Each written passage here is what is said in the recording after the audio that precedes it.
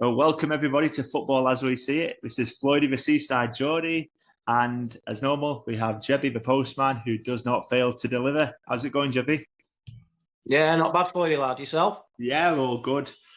Wow, what a new year! What a start to the new year, eh? couldn't ask for a more crazy weekend with what's been going on. What do you think? Yeah, some fantastic football. Some good results.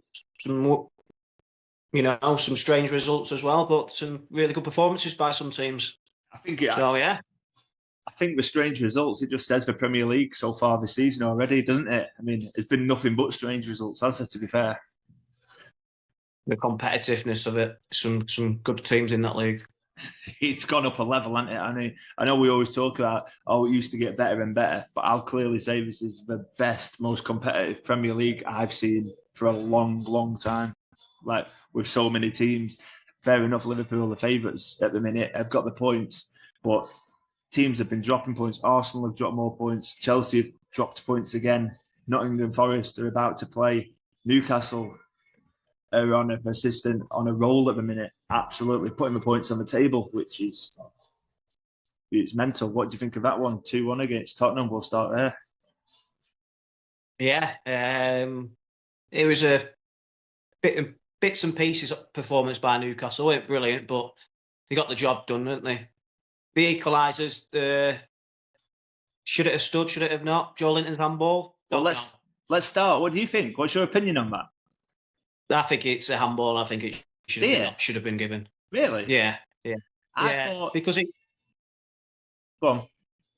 Because he's handballed it, and then as soon as he's played it to Gordon and he scored, it's not like it's 30 seconds, a minute later, is it? It's within their first phase, isn't it? It's a handball. Let me put my opinion, Ben. If it would have hit his hand and not hit his leg, I would have 100% agreed with you.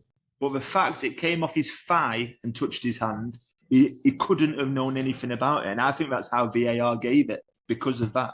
Yeah. If it hit his hand and went into play, 100% it's handball. But the fact that it hit his thigh and then it came straight off, like he couldn't have known anything about it. He couldn't have known anything about it. And I think that's where VAR stood. Yeah, well, that's where the rule is. We've got too many inconsistency refereeing calls this season, haven't we? We don't know which ones are going to happen and which ones are not going to happen, aren't we? So but they got it. They got the rub of the green, and then they went on and won 1-2-1 in a fifth win in a row. Brilliant.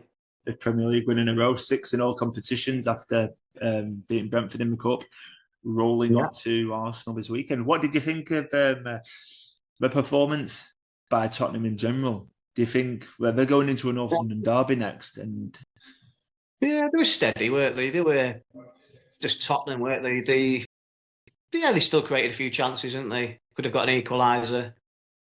I think the Botman, the Solanke goal at the start, if I know Solanke's a great player, you could say it's a great finish, but from a Newcastle fans' point of view, and I think we briefly spoke, if that was someone like Van Dijk, would you see that as an error of a defender? And as a personal view, because Botman is that good and I think he's that highly looked at, I see that as just lack of match activity, and he just kind of got the wrong side of him.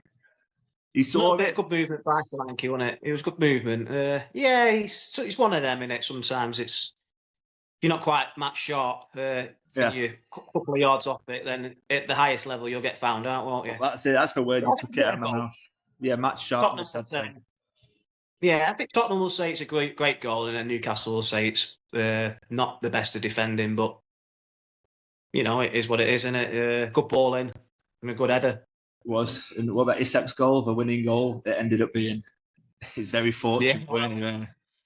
But it was an own goal, but it actually came off him, didn't it? And went in, didn't it? So literally, you'll take it. Is it 7th in a row now? He's chasing Vardy. What did Vardy hit? 12? 11 or 12, isn't he? I think Van Nistelrooy's was 11 and Vardy snuck it on 12, I think. Yeah. I've got some good fans coming up, haven't they? Newcastle. Who have they got in the league? They've got. You know what? Wolves, haven't they? Wolves. Yeah, we've got Wolves at home. Was it Wolves? Right, okay. Wolves away, Bournemouth at home. But our next two games are Arsenal and Bromley. Yeah. No, you got Wolves and Bournemouth at home. I think you got Oh, two home they games. both. Oh, they both at home. Right, okay. I was unsure of that. Not, there's nothing looking at this Carling Cup and the FA Cup, but fair enough. Yeah, go So, on to the Carling Cup. so wait. I just want to talk the Premier League 1 second, man. So now, right? I know we always talk about that gap at the top. You've got Liverpool and you've got Arsenal, and you're like, there's 5 points in it. Could be 8 points game in hand. But do we ever actually talk about the gap between second and third? Like, look now where Newcastle are. They're not far behind Arsenal. I know second and fifth. We're fifth, aren't we? But that gap is getting smaller and smaller with the quality of the league. But it doesn't get spoke about. So everyone's going, oh, Arsenal can still win the league. But no one ever goes, oh, Newcastle, if they sign someone, they could, second place could actually, you're talking like, it's no, I know what you're saying. We're talking about, but what I'm saying, Jebby, is nobody talks about it. But it's where stranger things have happened. That's a good thing if no one talks about it, because then, you're going around your business and no one's talking about it. That's good. That's a good thing. Yeah, pressure's off, isn't it? Winning games. But, you've got to be realistic. You've lost 5 football matches this season. Realistically, you can't win a league or come second. If you probably lose one more football match in 18, 19 games. You're on a good run, but you've got to be realistic in this league. There's no easy game, is there? No, but realistically, Arsenal are going to drop more points and will lose more games. Well, everyone will. Everyone will drop points, but the table always sorts itself out after 38 games. I think the two consistent teams are Arsenal and Liverpool. They've lost 3 football matches between them. Yeah. But drawing. You don't lose many football matches. You don't. You have a few more. A few too many draws, though, to be honest, with Arsenal. Fair enough, Liverpool. But at the minute, I think Arsenal are not really showing that consistency, what is needed for a league-winning team. Liverpool are. Yeah. But Saka is missing. And that we did say that, didn't we, a couple of weeks ago? It's going to be a massive, massive miss, isn't it? So they have to step up. Someone has to step up. They're not really doing it. And these draws are costing Arsenal. But I think this league's a little bit different this season. I think there's more drop points than with everyone, isn't there? So I don't think you're going to be seeing nearly 90 points winning the league this season. I think it's going to be more like 80. Yeah. So there will be opportunities for other teams to get involved, but still 80 points is still a lot for a Newcastle team and a Chelsea team to finish around that to win the league, probably. So put yourself now, obviously with a transfer window and that, you're in the shoes of someone like Alexander Isak, right? So you're absolutely thriving. You're loved at a club that's doing really well. You're aiming for Champions League again. Do you do it? And everyone's saying, Arsenal want him, and this is good. He's the best striker, he's the most formed striker in the Premier League. If you were that player, what do you think? What would you think? I know you can never put yourself in someone's shoes. You're somewhere where you're loved, where you enjoy, you're scoring good goals, and your team's on the up, and with one of the richest clubs in the world. Would you just up and go for a team that's not really done anything in the last 5 years apart from finish runner-up? Do you think it's worth the chance? Do you revolt? It's hard in a player's position. Yeah, I'm not sure. I think he's happy at Newcastle, and I still think he's very ambitious, and I think he's very ambitious. I think he wants to get European football again the next season. Yeah. Because, personally, I think Champions League is where he wants to be because he's top quality, isn't he? Yeah. Bruno's the same. They all want to be there, don't they? I think fifth can still get the Champions League this season, they're saying, aren't they? So if you do finish fifth, you look like you get a Champions League spot or fourth. And obviously, if you can win a trophy, that would be amazing, wouldn't it? So, there's no reason why. I don't think Arsenal will be paying 140, 150 million this transfer window, and it's just rumours, isn't it? Oh, it is. But I'm just, from my point of view, I'm like, it's like as people like, with the whole Trent thing Carragher was on about yesterday, and that it seemed like he's trying to make unrest for players. And like Eddie Howe said, we don't owe anyone any favours, so we're not going. Our team is our team, and they're happy and we're playing. It's like some people cost rumours to try and make you slip up a little bit, put negative impacts in people's heads. And Arsenal had their chance at the beginning of the season in the transfer window when everyone knows they needed a number 9. Yeah. Why didn't they go out and buy an even Tony or an Isaac in the summer? And all this we'll all be talking about it, will we now? It's ridiculous because that's what we needed. And you can see this season again, these draws are costing them. Because of that, there's no one to really put that ball in the back of net on a regular basis. They rely on Saka too much. Martinelli's not good enough. Trossard will get you a couple of goals. Havertz will get you a few. Gabriel Jesus will get you a few. Odegaard's not tipped up, has he? Odegaard's come back from injury and he's not really. I don't like to say non-existent, but there, and there's not enough risk taking for me against that last 15 minutes. You want to be gun ho and try to win that game against Brighton. They didn't. They were too safe not to lose more than to win.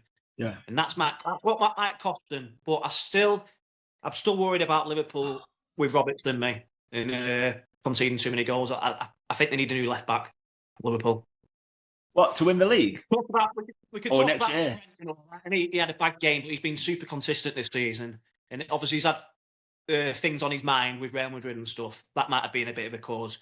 But Robertson, again, for the second goal, he can see the whole picture, and he's 4 yards off him again. How many goals has he scored from that angle this season? They need to replace him. They need to get a top left back in. Owen Beck from Blackburn, who's on loan, is too young at the moment to come in. He'd be more for the future and maybe next season, year after. They need a top left back for me. Why do you think he's too young? When Trent came in at such a young age? Owen Beck's not enough experience though. Trent? Yeah, but he came through the academy and he was playing and he was, do you know what I mean? Owen Beck, he's a very good player and I love him at Blackburn and he'll go back to Liverpool. But I think, is there a top left back out there in Europe? Because I think this is what could cost Liverpool the title for me. And I'm swaying towards Arsenal at the moment because of the way they're defending. They keep going one goal behind and trying to win football matches. And it's not easy. If they do that to Forest next time, go 1-0 behind, they ain't going to win the football match because they don't concede many goals. They've got to stop conceding the first goal. Yeah. And it's Robertson all the time. Need a left back. And that's not just because he let you down on your bet builder yesterday for a lot of money. No, it's just they need a top-class left back. Yeah. Top-class left back, I think. I think everywhere around the pitch is really, really good. I think you've got Conor Bradley who can come in for Trent when Trent's not playing well. Tissimus is okay, but he's not going to be, first choice. You need a top class 50, 60 million player, in my opinion, and that's where Liverpool need to be looking right now. Okay, we'll leave that at that one then. Let's move on to some other Premier League games from this weekend. So Arsenal Brighton. Again, we've covered that really, haven't we? Brighton have done all right. They still can't get a win, but we've just basically covered it all. Arsenal just can't do enough. They defend well at the low block. They can't push high enough. They can't create the goals. Right, guys, now we've got Chris Johnson here, big Man United fan, a friend of ours. So we're going to quickly assess yesterday's game, which was probably one of game of the seasons. Liverpool have had 2 game of the seasons in the last month now, one with Newcastle and one with Man United. So we'll let Chris take it away as being a Man United fan. I feel like he's got a right to fight his corner straight away. So what did you take of it? Well, we know the postman failed to deliver on this result, don't we? You didn't see that coming, did you, Alex Jeb? I thought United would turn up. I didn't think they'd get anything, but I thought they'd turn up. Like I say, it was a shock to me as well. But that's what we've been missing. Bit of heart, bit of dedication. And I mean, Trent got an absolute terrible ride from Dalot this week. And we've always said it, and we'll say it again, the guy cannot defend. Yeah, I agree. I thought United were well worth their point. I thought they were brilliant, to be fair. From minute one, really. Not even just the dedication and out of possession. I thought, actually, when they were on the ball, they played well as well. They played between the lines. I think they created, 3 or 4 good opportunities in the game, 2 goals. To create 4 or 5 good chances at Anfield, you're doing something good. I know Liverpool were off it slightly, but United were really good, and they were well worth their point. Do you think it's because I said this to Chris earlier on? Do you think it's because Liverpool weren't expecting a Man United like that they were slightly caught off guard? No. Scotland have it like that. No, Liverpool expected a really tough game. And we know United on their day against big teams can do it. They did it against City. But this was more of an impressive performance than the City game. I didn't think that they played particularly well against City. I thought it was just a couple of individual mistakes and they won.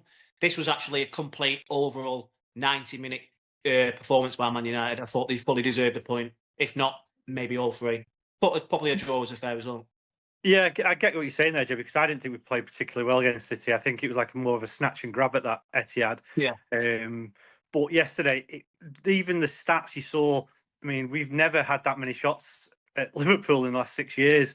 And he changed it up a little bit. So you heard in commentary, Onana went longer, a lot more times yesterday than we have done recently. And what that did, because Amarin's not stupid, he knew if we started playing out from the back, Liverpool would press us to death, and we would have had them same mistakes we always have done. So he changed it up a little bit. And like you said yesterday, it's not about the tactics, it's not about the system, it's about the dedication that showed yesterday. And that's what I really liked about the game. And obviously, in the middle of that park, Ugarte, Mainu, even Bruno, they played the socks off and they dictated the play. And Gravenbach, he was just non-existent in that game. Obviously, he's been so influential for them recently, but you didn't hear much from him yesterday, which is really good to see, and I'm so happy about it. So happy. Everybody, every single person, everyone in many groups I was in, it was just like it was a death sentence. It was like a hanging in the local village, weren't it, for Man United? It was just waiting, like, what's going to happen? Like, everybody was surrounding him. How many they're going to lose by? Literally, everybody was just saying it like that, weren't they? And as a neutral, it's good to see Man United actually finally do something, but it's been many times this season, like when we did beat City, the game after it, we don't perform again. And I think after seeing Amaron and Bruno's interviews, I think there's no way back from that playing like that, because now you know them players. I think Amaron now has got his 11. He knows his best 11 and he knows what you can do. So I don't know. I just don't see United. There's no way turning back now to what we did. Yeah, go on, John. I'll go on you speak. Yeah, the best thing about them two interviews, he's left nothing unturned now. They can't go back. I mean, like you said, the City game, we were on a high, we'll kick on from here. And then we saw what happened against Forest, we saw what happened against Bournemouth, and then obviously it was just Newcastle. Same old. But he's left nothing unturned now. He was so mad with that interview yesterday. I was so happy he came out honestly. Bruno came out honestly saying it's not good enough. It's still not good enough. We're disappointed about. How can you be disappointed about a point at Anfield? That's what I want from Man United. Going there, they thought we'll want 3 points, and that's what you want to hear. There was no celebrating. We've got a point at Anfield. Yeah. It was like, no, we're disappointed. We kick on from here. I'm disappointed about the other two games. Where was this performance the other two games? So hopefully, fingers crossed, we kick on now, and we're not in a crisis, and we stay away from that relegation battle, Jebs? Well, the only reason I say that is just because Ipswich are picking a few points up, Wolves are picking a few points up, and we know what United's form's been like. So now, like you said, they have to back it up now, don't they? They have to go to Arsenal in the FA Cup, Southampton in the Premier League, and do, have a good performance out. Because that result at Anfield means nothing if they get beat twice against Arsenal and Southampton, and then they're back to square one again. So, it's that consistency.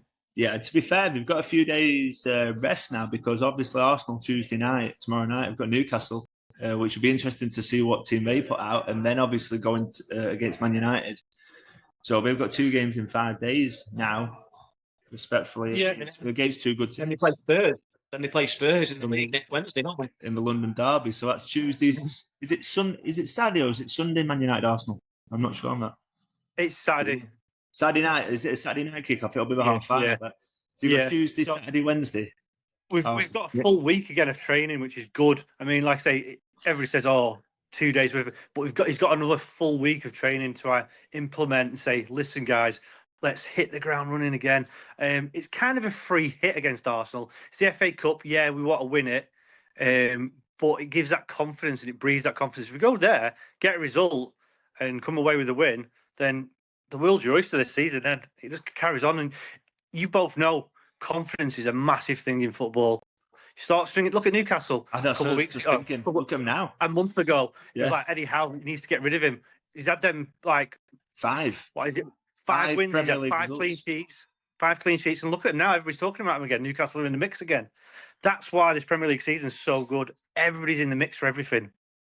Obviously, apart from the top 2-3 teams that they're racing for the title, but there's in the mix for the top 4-5 now, isn't there? So yeah.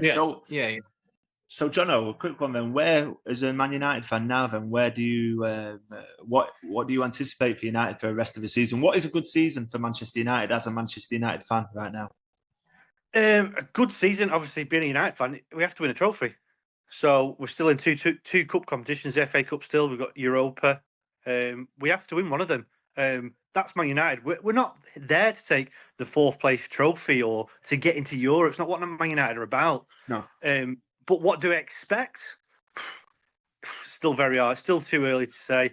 Very mixed results over the season so far since Amarin's come in. As long as we get the basics right and we show dedication and the spirit that we showed yesterday, we won't be too far off that top 4-5 places. No. Right, okay. Mark my words. Mark my words. Right, okay. Well, we'll see that. Any last words, Jebby, on this one? The Man United Liverpool or Man United finishing? You're going to put a prediction in? Is he there? I think they finished maybe top 8. I think 4th and 5th is out of reach, to be fair. I think top 8. Yeah? Yeah. Right. No problem. Right, okay then. Well, that's Man United Liverpool. And cheers for that, Jono, Chris. And no doubt we'll be seeing more of you sooner rather than later when United either continue or the demise carries on. But yeah, well, you can get me back on when my prediction's right, Jebs, and then you fail to deliver yet again. Oh, I know. I'm so sorry. Good to hear from you, John. Yeah, good to see you, boys. All right. You take care. Yeah. Everton. What did you think of them this weekend? Seems like every time we don't defend or try to defend, we can't attack, and then we concede. They've got nothing going forward, have they? They can't. No. I don't. Was it someone stay on TalkSport? They never had a shot on target in the whole game. Really? You go into the South Coast, as a supporter, and you don't have a shot on target. It is just criminal, isn't it? And I know Dyche has done a good job there, but look, let's get it right. Dyche is going to keep his job. He's probably going to keep Everton up, but then he's going to go in the summer because in the new stadium, they'll want a new manager that will play front foot football, won't they? They will. I know they haven't got the players to do that at times, but they'll want more of a passing style in the new stadium, won't they? So Dyche is in a bit of a shit.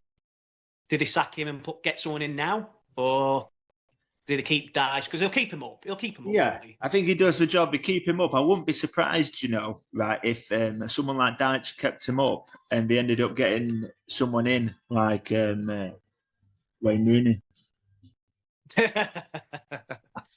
No, they need someone with a bit of ability, though, don't they? Yeah, him was just at Southampton, who we've been talking about. Russell Martin, yeah. I think they made the wrong call sacking him. I really do, because for now, if you think about it, Southampton going in the Championship. I know, but they're not getting promoted from the Championship to the Premiership next season. Because I know how tough that league is. Russell Martin did absolute wonders, by the way, to get him up there. Because it's a tough league Championship. You know all about it with Newcastle winning it. But I think they could go the other way. I think they'll struggle in the Championship next season, Southampton. I really do. I think worlds apart, though. Wrong call. Me. Right, I agree with you if you're looking at next year, but if you're looking at permanently moving forward, they ain't got the squad. You're just going to end up like West Brom used to be bouncing around.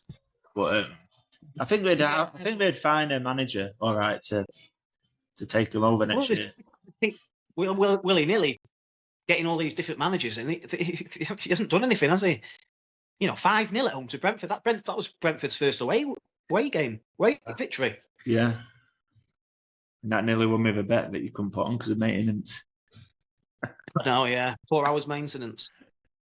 Cheers, William Hill. Shocking. Oh, yeah. So we say that Brentford 5-0. It's like again, it's just Brentford with their front foot in it, and they do good, don't they? They do good. And Bembo, I know we spoke about him last episode. Me saying, is he good enough to step up? But he's putting the digits on the table, isn't he? He's putting the numbers for tallying it up. So you can't argue with that. 13 goals. Is that what he's on now? Premier League goals this year? I think it's same as Isaac, 13. We can't argue with that, can you? I think it'd improve your squad. I think I think he's he- ready. I think he's ready, mate. Yeah, I won't disagree on that one then. It's like, yeah, Yeah, fair play with that. I think he's class. If you think about it, playing for Brentford, who don't have a lot of the ball, Newcastle have a little bit more ball than Brentford. I think it'd suit him right down to the ground. Yeah, Really would. I think it'd fit him well there. okay. So, I know you mentioned before, and I think I changed the subject. Carling Cup this week. What's your what are you thinking about Newcastle, Arsenal, and Liverpool? Well, I think as well? Newcastle are going to go really strong. I think they're going to play probably the same 11 that they did against Tottenham. Maybe one change, maybe Botman out for whoever it was missing, Shaw was it, or whatever it was. Yeah, Shaw was out. Yeah, Yeah. But Arsenal, I think they'll make a few changes because obviously they've got FA Cup as well, haven't they? And then they've got a league game. They have to prioritise one of the competitions. Do they? It's this difficult one for Arsenal. I'll prioritise the Carling Cup because they're nearly in the final. Yeah, they're nearly in the final. So I would make loads of changes for the United game. And he'd probably still make 2 or 3 changes for the Newcastle game, but he'll freshen it up a touch, won't he? He'll play a few. Yeah. But their squad's not massive, Arsenal's. Arsenal's isn't a massive squad. It's not small though. They've still got people like Sterling and like you've got people there. You've got the young kids on the bench. You've got Zinchenko who doesn't see the light of day anymore. Yeah. There is players there. They can easily make it. We can easily make 8 changes. Yeah, you can easily make 7 changes and it still looks a good team. You can put Havertz in. You can bring Sterling in. You've got the young kid. You've got Lewis Skelly. You've got a load of them, haven't you? You could put Zinchenko higher up if you wanted as a top-sided left of the front three. Zinchenko's done it for Man City. He's been there and done it. But we've got options, haven't we? But I agree. I make it a 55-45 in Arsenal favour over the 2 ties. But I think it's going to be tight. It's going to be tight. If Newcastle can get a draw or even be a goal behind going into Newcastle, I fancy Newcastle to win it.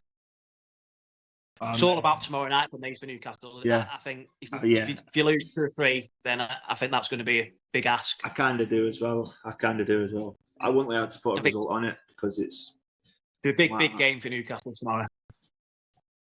And to say it's the same 11 that I've just played a few days ago, you're asking a lot on the bodies at the top 11. I think the only change it could be potentially, and I actually think this could happen. I think Harvey Barnes could come in for either Murphy or Gordon, just to freshen it up. A bit. Yeah. But yeah. Tottenham, I don't think have got an absolute sniff against Liverpool with the state of the squad at the minute. I don't think we've got a chance. I'll just put it out right now. Don't think we have. They're going to make a few changes themselves, aren't they, Liverpool? But But I still think Liverpool have got the depth, even if they put Diaz, Nunes, and Elliott as the top 3. And then they bring Endo. Do you know what I mean? We've got the players there. We've got the players there if we need it easily. They missed Szoboszlai yesterday. I don't know what was going on. I think he was ill or something. They missed his legs there yesterday. Curtis Jones had a nightmare yesterday. It's not usually like him, but he had a nightmare. And I thought Szoboszlai even coming on off the bench, but he wasn't even in the squad. So I don't know what was going on there. So he could be back for Wednesday, which will be a good plus. Yeah. I think the centre halves on Wednesday will be Canati and Quansah, Tomiskas and probably, I don't know if they'll play Trent or Bradley. But I think it'll be like that because Canati will come in because he needs that match fitness now. He needs to sharpen up. And Quansah will start. I think Van Dijk will take the rest. Tomiskas will come in because obviously Robbo needs that rest. And I think the more even game though, if you're swapping and changing, I think Liverpool will still be happy with a draw going back to Anfield. Do you reckon? I don't think. Yeah, I don't think these games will be 6-3s and 5-3s. I think there'll be a bit more. I think there'll be more cagey games. These two, it's massive stakes in it now. At least for Tottenham, especially not as much for Liverpool. We've got a lot more. They're hard to call actually. They're hard to call the 2 first legs. Really hard to call. Yeah. Yeah, I wouldn't like to pick a result in the first legs. They're hard to call.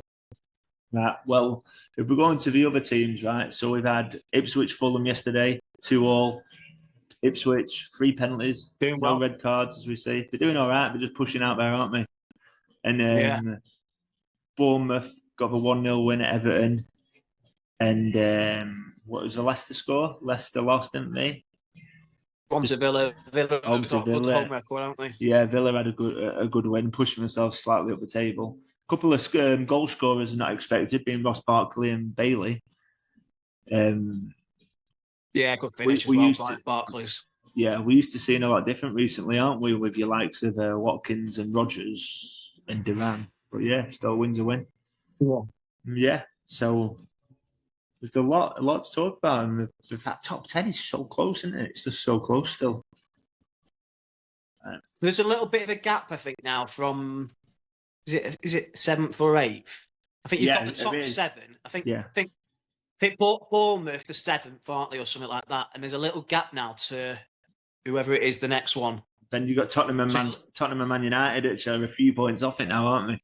They're literally they're miles behind. I think the top 7 could be the top 7 that finish in the top 7, but we don't know what order because there's a little bit of a gap now, and I think they're the informed teams as well. Because I think Bournemouth they're unbeaten in 7 games. Yeah. So you can't rule them out. I think it's Villa, Bournemouth, and then you got you lot, Chelsea, Forest, City, Arsenal, Liverpool. I think that's going to be the.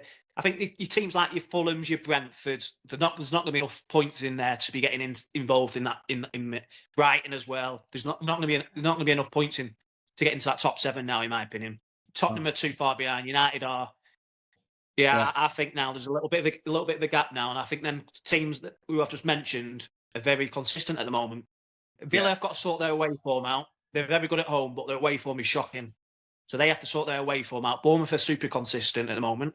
City just picked a couple of wins up, haven't they? So they're on a little bit of a roll. Newcastle are flying. Chelsea haven't won in 4 now, is it? Yeah. So they're They're on a bit of a decline, but yeah. And then we've always got enough. Playing tonight. Exactly. Forest will win again tonight, so we'll see. To go 6 points behind Liverpool, and then they play each other. Wow. I know that is a big one. Right. Well, on that note, Jebs, I'm going to have to leave it at that because I've actually got to go and get the kids from school. Realising the time's getting a bit later. So yeah, cheers for that. Another good episode, and fingers crossed this will be our first video episode out. And yeah. So we'll catch each other. It's FA Cup weekend, Carling Cup through the week. We'll try and get each other at the end of the week again if all goes well. I'll be in Aberdeen on Sunday.